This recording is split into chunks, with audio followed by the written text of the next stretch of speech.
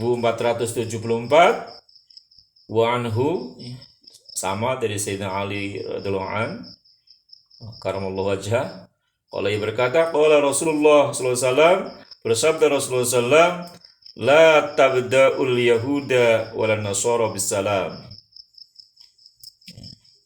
La tabda'u, janganlah kalian mendahului al yahuda terhadap orang Yahudi, walan nasara, dan jangan juga mendahului terhadap orang Nasrani bisalam, kita lebih dahulu mengucapkan salam. Memang ini adab etikanya. Bahkan asbabul wurud hadis ini, ya sebab dia turun hadis ini, ya saat itu ya masih ada permusuhan dengan Yahudi. Bahkan wa idza laqitumuhum, jika kamu berjumpa dengan mereka Yahudi Nasrani fitoriq, dalam di satu jalan, fattoruhum, maka pepet mereka, ila adyaqihi, kepada tempat yang paling sempit. Ya, diriwayatkan Imam Muslim. Ini ya, ketika mereka maksudnya sombong, dari kalangan Yahudi, maksudnya Yahudi yang sombong atau Nasrani yang sombong, yang menunjukkan kita juga punya izzah. Ya, saat itu kondisinya ya demikian. Tetapi ada kisah yang lain.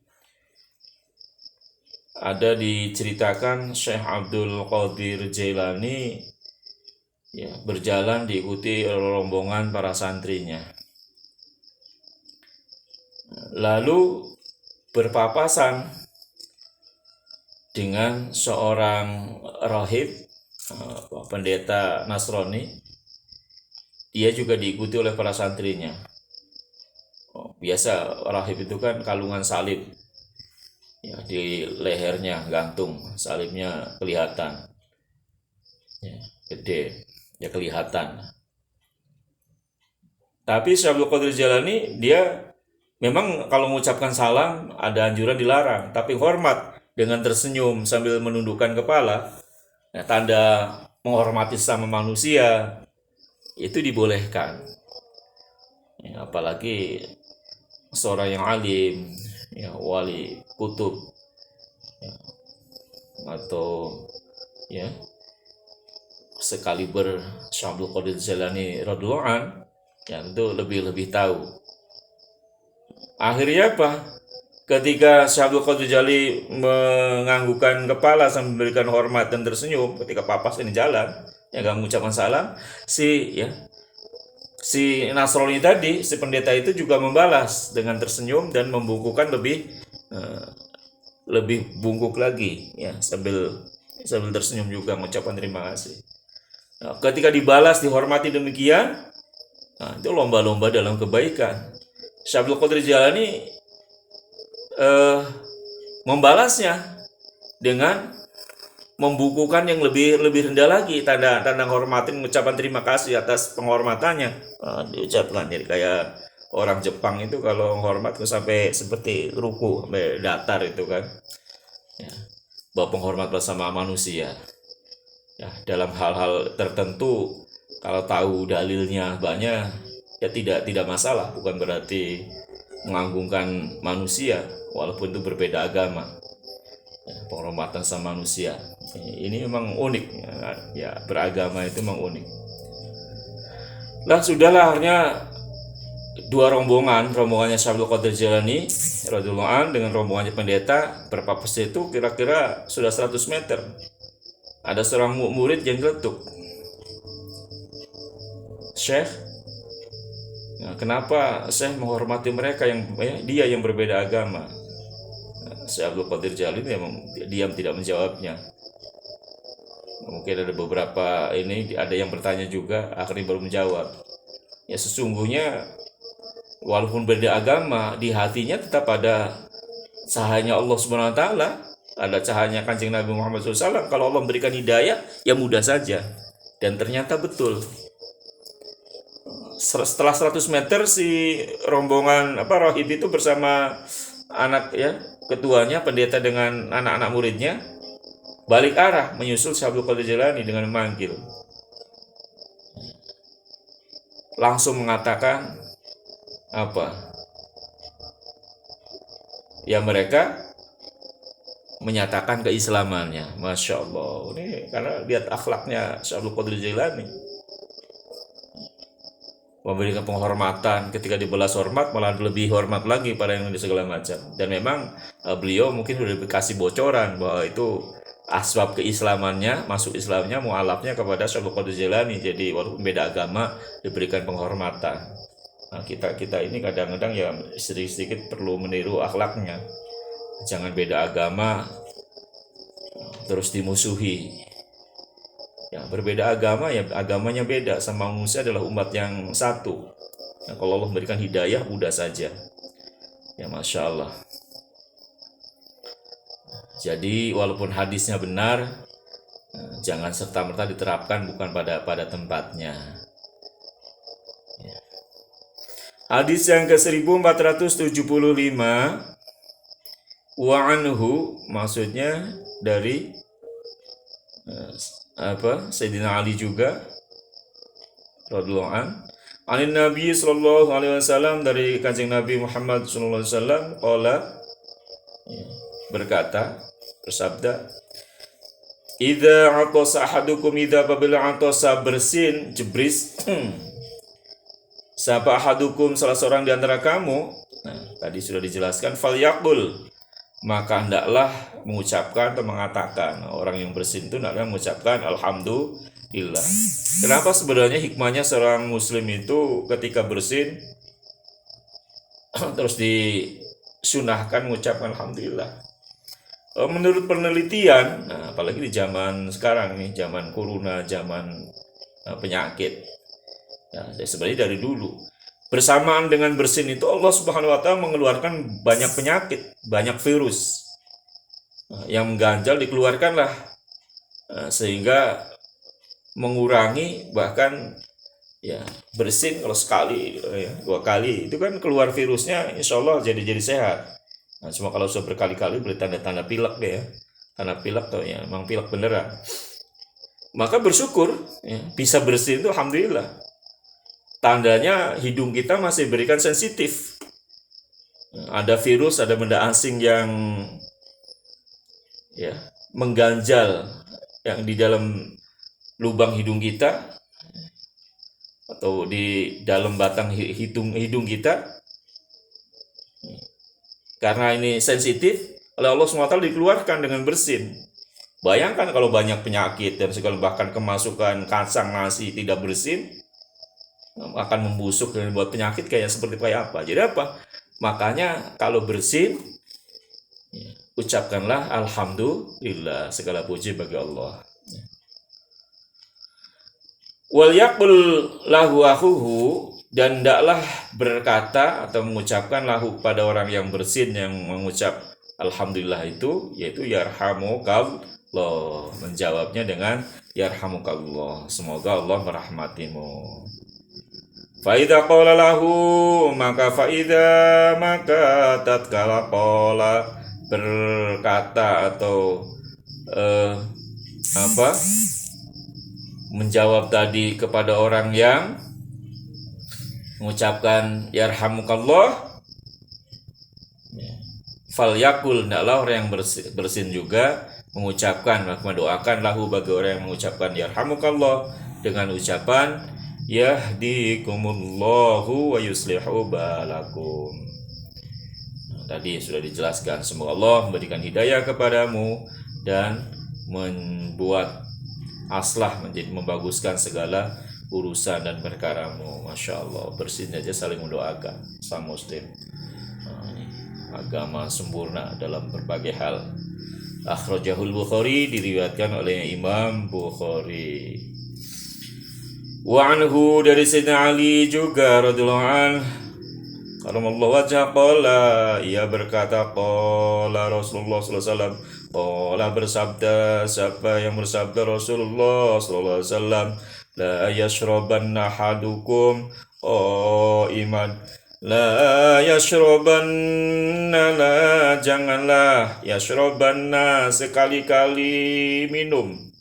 Siapa yang tidak boleh minum, ya, maksudnya tidak boleh minum, ahadukum, salah seorang di antara kamu, iman, halnya dalam keadaan berdiri. Jadi Islam itu mengajarkan secara umum dalam kondisi yang normal, janganlah sekali-kali seorang di antara kamu dan kita kalau minum sambil berdiri.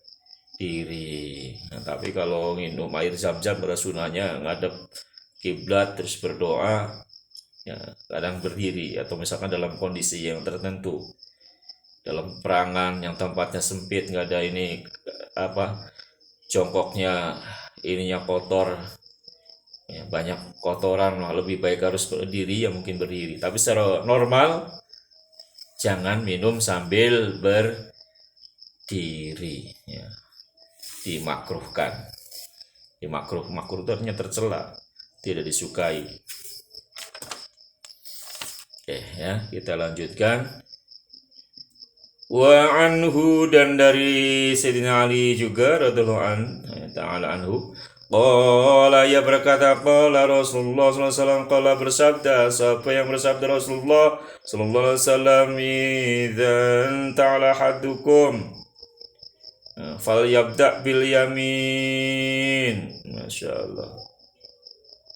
Idza, apabila, in ta'ala dari kata na'ala na'lun, sandal. Apabila mengenakan sendal, memakai sendal, siapa hadukum, salah seorang dari kamu, falyabda, maka mulailah bil yamin, dengan yang kanan, dengan kaki kanan.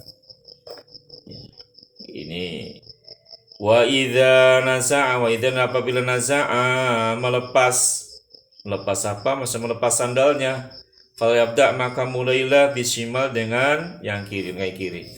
Jadi maksudnya pakai sandal, sepatu, kaos kaki jeansnya, mulailah dengan yang kanan. Ya, adabnya begitu. Kalau lepaslah dimulai dari yang kiri dulu. Pakai baju, masuk rumah, masuk masjid, ya, dalam hadis yang lain, ya, dahulukan yang kanan. Kalau keluar rumah, keluar masjid, melepas baju, dahulukan yang kiri. Nah, seterusnya hadis ini, wal takun, dan hendaklah kamu jadikan, al yumna, akan yang kanan, ya, awalahuma, lebih awal, ya, dari keduanya, baik tangan maupun kaki. Dalam apa? Dalam tun'alu, dalam ketika dipakaikan sandal, sepatu. Ya, wa akhirohuma tunza'u, dan mengakhirkan. Ada yang akhir, yang kiri maksudnya, ya, didahulukan. Tunza'u, tatkala melepas sandal, sepatu, kaos kaki, melepas baju atau pakaian. Masya Allah. Ini diriwayatkan oleh Imam Bukhari dan Imam Muslim. Wa anhu, dan dari Sayyidina Ali radhiyallahu anhu. Ini banyak hadis-hadis. Memang Rasulullah SAW mengatakan, ana madinatul ilmi, aku ini adalah, ya, kotanya ilmu. Kotanya ilmu, bukan sekedar gedung, kotanya ilmu. Wa aliyun wa buha, dan Ali adalah pintunya. Jadi banyak, ya, hadis-hadis pengertian tentang ini diriwayatkan oleh Sayyidina Ali, di samping juga oleh sahabat-sahabat yang lain. Ya. Wa radhiyallahu anhu, dan dari Sayyidina Ali juga, darinya radhiyallahu anhu, qala, ia berkata, qala Rasulullah sallallahu alaihi wasallam, qala bersabda, Siapa Rasulullah sallallahu alaihi wasallam, la yamshi ahadukum, la yamshi, janganlah berjalan, siapa ahadukum, salah seorang di antara kamu, fi na'li wahidin, ya, di dalam atau ya dalam satu sandal. Ya memang kalau berjalan, apalagi jalannya jauh ke pasar, ke kantor, pakai satu sandal, pakai sepatu. Ya kecuali kakinya satu, kakinya dua, pakainya cuma satu sandal. Ini orang aneh. Ya, seradap memang nggak boleh dianggap sinting ya. Tapi kalaupun misalkan ke sawah atau ya jalan-jalan, kalau pakainya cuma satu sandal padahal kakinya dua, ya orang mikirnya gimana kan, apalagi senyum-senyum sendiri, ya, dianggap orang gila.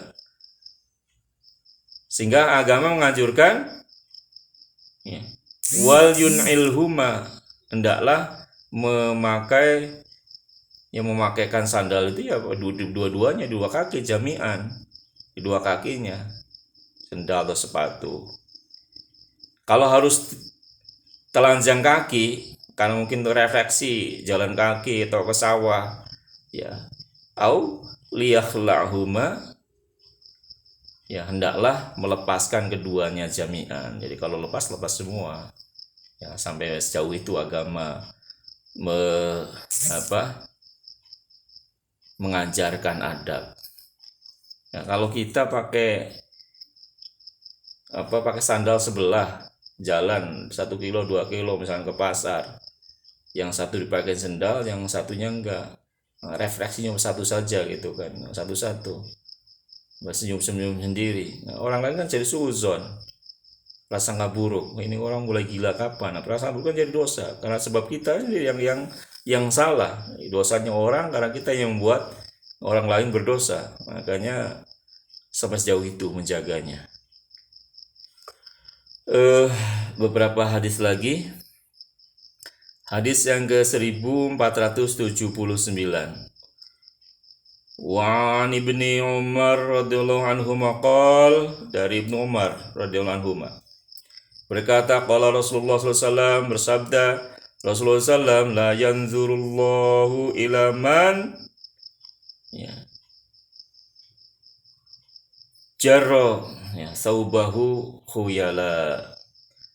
La yanzuru, tidak akan melihat siapa Allah ilaman, ila kepada man, orang yang jarro ya, jaroro, mengelemberkan, memanjangkan melandungkan sampai ngelemprek, saubahu akan pakaiannya, yang pakaian sampai dilembrehkan ke tanah, khuyala karena sombong, karena angkuh. Jadi Allah tidak melihat. Jadi pakaian diniatkan untuk menutup aurat, juga untuk keindahan, tapi bukan karena kesombongan, kebanggaan. Nah, ini Allah Subhanahu wa taala tidak suka yang demikian. Wa anhu, dari Ibnu Umar juga radhiyallahu anhu, anna Rasulullah sallallahu alaihi wasallam, bahwasanya Rasulullah sallallahu bersabda, idza akala ahadukum falyakul biyaminih, idza apabila akala makan sapa ahadukum, salah seorang di antara kamu, falyakul makan, hendaklah makan, biyamini, dengan tangan kanannya. Nah, ini mengajarkan anak-anak, diri kita semua makan pakai tangan kanan. Wa idza syariba, wa idza apabila syariba, minum salah seorang di antara kamu, falyashrab biyaminihi, juga minum dengan tangan kanan. Ya, dalam hadis yang lain mengambil juga dengan tangan kanan, memberi juga dengan tangan kanan, menerima pemberian juga dengan tangan kanan, ya, kecuali yang berat ya tangan dua. Kalau mau dimasukkan dengan tangan kanan, ya, bukan dengan tangan kiri. Kalau dua tangan karena berat ya itu ya lain persoalan. Ya. Mengapa makan dan minum harus dengan tangan kanan? Ya, secara adab disunahkan dengan tangan kanan. Bukan. Dijelaskan fa inna syaitana ya'kulu bishimali, karena sesungguhnya fa inna syaitana, sesungguhnya setan itu ya'kulu, ya, itu ya'kulu ia makan, ya setan itu makan bisimalihi dengan tangan kirinya. Wa yashrabu, dan setan juga minum bisimalihi dengan tangan kirinya. Bahkan dikisahkan Rasulullah SAW pernah melihat salah seorang badui yang makan dengan tangan kiri. Kalau diingatkan oleh Rasulullah SAW, makanlah kul biyaminik, makanlah kamu dengan tangan kananmu. Orang ini ngeyel, membangkang. Saya sejak kecil terbiasa makan dengan tangan kiri, mungkin dengan penuh kesombongan. Rasulullah ucapkan lagi, makanlah dengan tangan kananmu. Dia tetap ngeyel, saya biasa makan dengan tangan kiri. Sampai Rasulullah, kalau kau tidak mau makan dengan tangan kananmu, nanti tangan kananmu lemper, lumpuh, stroke. Nah, ketika Rasulullah mengatakan begitu, benar juga, tangan kanannya akhirnya Rasulullah doanya dikabulkan. Nah, akhirnya tangan kanan orang tersebut nggak bisa diangkat, kesakitan, baru minta ampun Rasulullah, minta ampun, minta maaf, dia doakan. Akhirnya kalau dia bertobat, kalau sudah sembuh pakai tangan kanan, makan dengan kanan, minum dengan tangan kanan, ya Rasulullah doakan. Harusnya didoakan, dia minta ampun, dia bertobat. Masa kita kadang-kadang harus nunggu begitu ketika makan dengan na'udzubillah dengan tangan kiri, misalnya minum kadang pegangnya tangan kiri dengan tangan kiri. Masa harus nunggu tangan kanannya selemper dulu, stroke dulu, na'udzubillah min dzalik. Itu sebagai tanda syukur. Islam mengajarkan adab, mana yang penggunaan tangan kanan, gunakan yang baik-baik, yang kiri biasa untuk cebok, untuk apa. Semua sudah tempatnya masing-masing, Masya Allah. Kemudian hadis yang terakhir dalam bab adab ini, wa'an Amru bin Syu'aib an abihi, dari Amru bin Syu'aib dari bapaknya, an jaddihi dari kakeknya, radhiyallahu anhum, semoga Allah meridhoi. Ini para sahabat semua, berarti anaknya, ayahnya, dan kakeknya. Amru berkata, qala Rasulullah sallallahu alaihi wasallam, bersabda Rasulullah sallallahu alaihi wasallam, kul washrab, kul makanlah kamu, washrab dan minumlah kamu, walbas dan berpakaianlah kamu, watasaddaq dan bersedekahlah kamu, fi ghairi sarafin wala makhilatin. Maksudnya pemakan, minum, berpakaian, sedekah itu nggak boleh saraf, berlebih-lebihan. Dalam ayat Al-Quran, kulu washrabu wala tusrifu, makanlah kalian, minumlah kalian, wala tusrifu, jangan berlebih-lebihan. Jadi fi ghairi saraf, tidak boleh berlebih-lebihan. Wala makhilatin, dan tidak boleh juga makan, minum, berpakaian, sedekah karena kebanggaan, pengen dilihat, pengen mendapatkan wah. Itu tidak boleh. Harus sederhana, bahkan kalaupun sedekah pun juga sedekah, wasiat, berderma, tidak boleh melebihi dari sepertiga hartanya. Apalagi ngasihnya sedikit dalam rangka bangga, pengen dipuji, pengen dilihat, pengen dipamerkan, pengen pencitraan. Na'udzubillah min dzalik. Kasih yang banyak tidak melebihi sepertiga, tapi karena Allah Subhanahu wa taala. Dan dalam banyak hal, sedekahus sirri itu lebih bagus, sedekah diam-diam itu lebih bagus daripada sedekah terang-terangan. Tapi dalam hal yang lain, kadang-kadang sedekah terang-terangan untuk mengajak yang lain, bukan pamer, untuk ini kadang lebih baik daripada sedekah sirri, tergantung tempatnya, tergantung kondisinya. Akhrajahu Abu Dawud wa Ahmad, diriwayatkan oleh Imam Abu Dawud dan Imam Ahmad, dan wa'alaqahul Bukhari, Imam Bukhari mentakliknya. Demikian yang bisa kami sampaikan kajian kita dari Kitabul Jami, dari Kitabul Maram min Adilatul Ahkam, karangan Imam Ibnu Hajar Al-Asqalani. Ya, semoga bermanfaat bagi diri kita semua, manfaat maslahat fid din wa dunya wal akhirah. Semoga Allah selalu memberikan hidayah taufik kepada kita. Hadanallah wa iyyakum ajma'in wallahu minkum. Kita tutup dengan baca tasbih subhanallah wa bihamdihi subhanallahil azim, subhanakallahumma wa bihamdika asyhadu an la ilaha illa anta astaghfiruka wa atubu ilaik. Astaghfirullahal azim li wa lakum wa lisairil muslimin wal muslimat wal mu'minin wal mu'minat fastaghfiruhu innahu wal ghafurur rahim. Astaghfirullahal ghafurur rahim. Astaghfirullahaladzim, innallaha ghafurur rahim. Walafu minkum. Wassalamualaikum warahmatullahi wabarakatuh.